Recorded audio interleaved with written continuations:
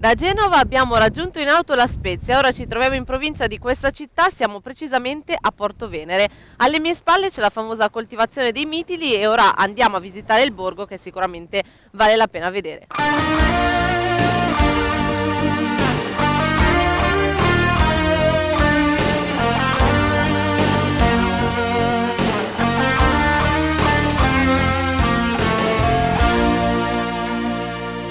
Sembra che il nome di Porto Venere derivi da un tempio, quello della Venere Ricina, che sorge dove oggi c'è la chiesa di San Pietro che andremo a visitare.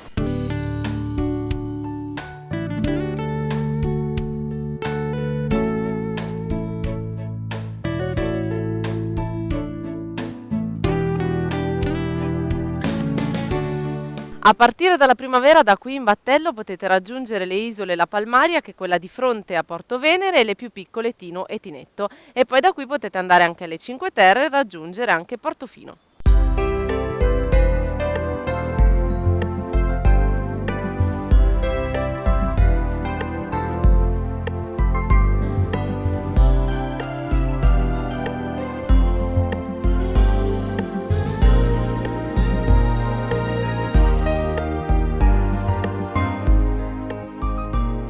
Tra i luoghi naturali da non perdere a Porto Venere c'è sicuramente la grotta di Byron, dove il poeta inglese trovava ispirazione, un luogo fantastico e oggi particolarmente ventoso.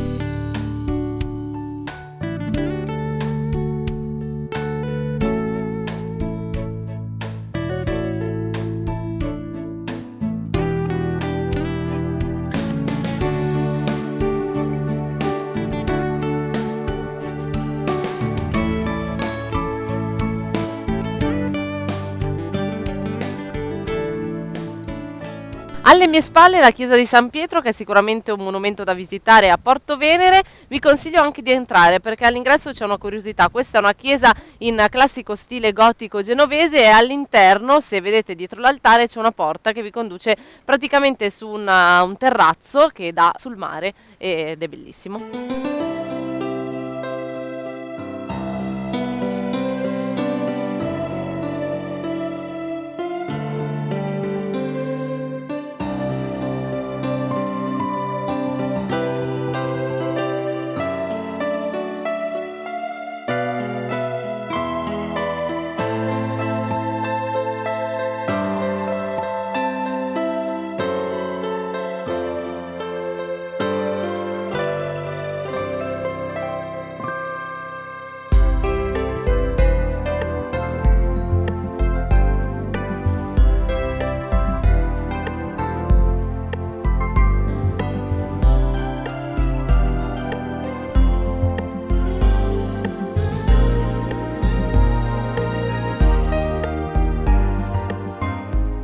Da vedere a Porto Venere, che insieme alle Cinque Terre è considerato patrimonio UNESCO, c'è anche la chiesa di San Lorenzo che vedete alle mie spalle e anche i resti del castello che stiamo per raggiungere.